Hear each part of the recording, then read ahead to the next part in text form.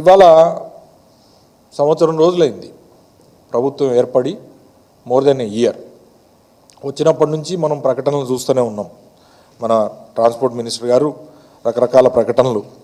ఒకటేమో అసెంబ్లీలో చట్టం రూపొందాల్చిన విలీన ప్రక్రియని ఇంకా కమిటీల రూపంలో, కమిటీ నివేదికల రూపంలో తాత్సారం చేస్తూనే మధ్యలో అనేక ప్రకటనలు కూడా చేశారు.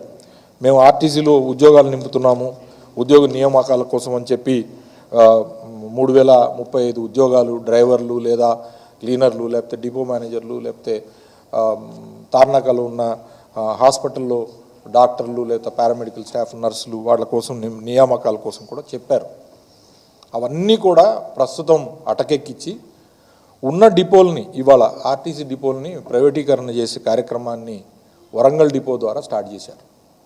ఇవాళ వరంగల్ డిపోలో మొత్తం ఇప్పుడు కొత్తగా ఏదైతే సంస్థ జేబీఎం అనే సంస్థకి 500 ఎలక్ట్రికల్ బస్సెస్ ఇచ్చి వీటిని హైదరాబాద్ డిపోలతో పాటుగా డిస్ట్రిక్ట్స్లో ఉన్న వరంగల్, తర్వాత నెక్స్ట్ స్టేజ్లో నిజామాబాదు, కరీంనగర్, నల్గొండ, సూర్యాపేట డిపోలను పూర్తిగా వాళ్ళకు దారాదత్తం చేసి ఈ ఎలక్ట్రికల్ బస్సెస్ ముసుగులో ఆర్టీసీని ప్రైవేటీకరణ చేసే కార్యక్రమం జరుగుతూ ఉంది.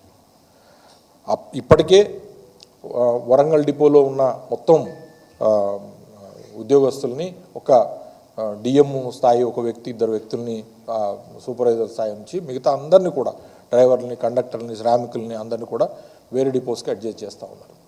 అట్లనే హైదరాబాద్లో కూడా ఆల్రెడీ మీ అందరికీ తెలుసు, హైదరాబాద్ 1 డిపోకి సంబంధించి కూడా ఇదే శ్రీకారం చుట్టి ఆల్రెడీ అక్కడి నుంచి కూడా స్టాఫ్ని వేరే డిపోలకు మొబిలైజ్ చేసి ఈ సంస్థకు అప్పచెప్పడం జరుగుతూ ఉంది. మీన్వైల్ పిఎం ఈ డ్రైవ్ అనే ఒక స్కీమ్ కింద ఎలక్ట్రికల్ బస్సెస్ ఇంకొక 2500 ఎలక్ట్రికల్ బస్సెస్ని తీసుకొచ్చి ఇప్పుడు ప్రస్తుతం ఉన్న మన సొంత బస్సుల స్థానాల్లో ప్రైవేట్ బస్సులను పెట్టి వీటిని కూడా జిల్లాల్లో ఉన్న డిపోలకు ఇచ్చి తర్వాత ఆ డిపోలను కూడా వాళ్ళకి అప్పచెప్పే కార్యక్రమం, ప్రైవేట్ వాళ్ళకి అప్పచెప్పే కార్యక్రమం కూడా సక్సెస్ఫుల్గా చేసుకుంటూ పోతూ ఉన్నారు.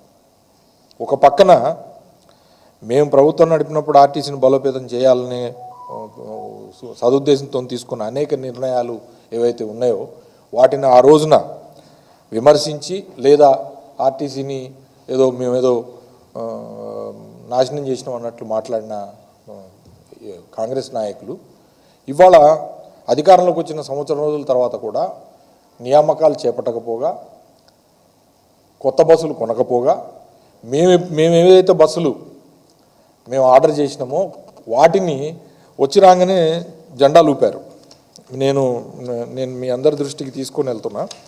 నేను చెప్పిన 650 డీజిల్ బస్సులు ఏవైతే ఉన్నాయో వాటిని మేము కొన్ని చేసాం, ఆల్రెడీ ఇనాగ్రేట్ చేసాం. విడతల వారీగా బస్సులు వచ్చినాయి.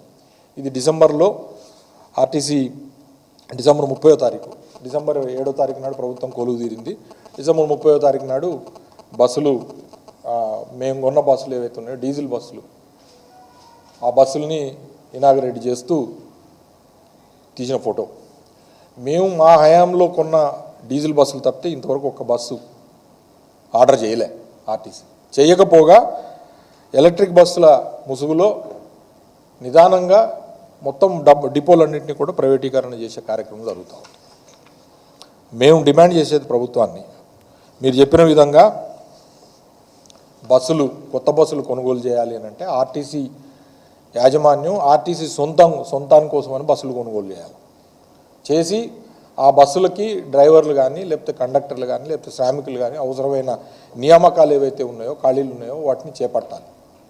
మీరే అన్నారు, వచ్చినామంటే 6 నుంచి 7,000 ఖాళీలు ఉన్నాయి, నియామకాలు ఉన్నాయి.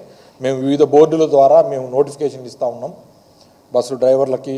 తర్వాత వాళ్ళకేమో పోలీస్ రిక్రూట్మెంట్ బోర్డు ద్వారా, తార్నాక ఆసుపత్రికి హెల్త్ రిక్రూట్మెంట్ బోర్డు ద్వారా, తర్వాత మిగతా బస్ డిపో మేనేజర్లకు, వాళ్ళకి సూపర్వైజర్లకు వాళ్ళకేమో రెగ్యులరు కమిషన్ ద్వారా ఫిల్ చేస్తామని చెప్పి ఇంతవరకు చేయకపోగా కనీసం బ్రెడ్ విన్నింగ్ స్కీమ్కి సంబంధించి ఎవరైతే ఆర్టీసీ ఉద్యోగస్తుల కుటుంబాల్లో చనిపోయిన వాళ్ళు ఎవరైతే ఉన్నారో చనిపోయిన వారి కుటుంబ సభ్యులకి వారు ఉద్యోగం ఇచ్చే స్కీమ్ను కూడా మేము రెజ్యూమ్ చేశాం.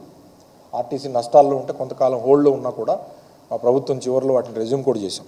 కనీసం ఆ నియామకాలు కూడా చేపట్టాల. కారుణ్య నియామకాలు, బ్రెడ్ విన్నింగ్ స్కీమ్ అంటారు దాన్ని, చేపట్టకపోగా ఇవాళ పెద్ద పిడుగుపాటు ఏంటంటే ఈ డిపోలు ప్రైవేటీకరణ చేయటం. సో ఇది డెఫినెట్గా ఆర్టీసీ ఉద్యోగులకి ఒక పెద్ద గొడ్డలిపెట్టు లాంటి సమస్య. దీన్ని కనుక ఒకవేళ కనుక ఇట్లనే కనుక వదిలేస్తే స్లోగా వీళ్ళ ఎజెండా ఏదైతే ఉన్నదో అది పూర్తిగా ఆర్టీసీని మూసేసే కార్యక్రమం లేదా ప్రైవేట్కి అప్పచెప్పి చేతులు దులుపుకునే కార్యక్రమం కాంగ్రెస్ ప్రభుత్వం చేయబోతూ ఉన్నదని చెప్పి ఈ సందర్భంగా తెలియజేస్తూ దాన్ని బీఆర్ఎస్ పార్టీ తీవ్రంగా వ్యతిరేకిస్తూ ఉన్నది. మేము ఆర్టీసీ కార్మికులు ఉద్యోగుల పక్షాన తప్పకుండా మేము గట్టిగా నిలబడి కొట్లాడతాం. అట్లనే ఆర్టీసీ విలీన ప్రక్రియను కూడా త్వరితగతిన పూర్తి చేయాలని కూడా మేము డిమాండ్ చేస్తాం.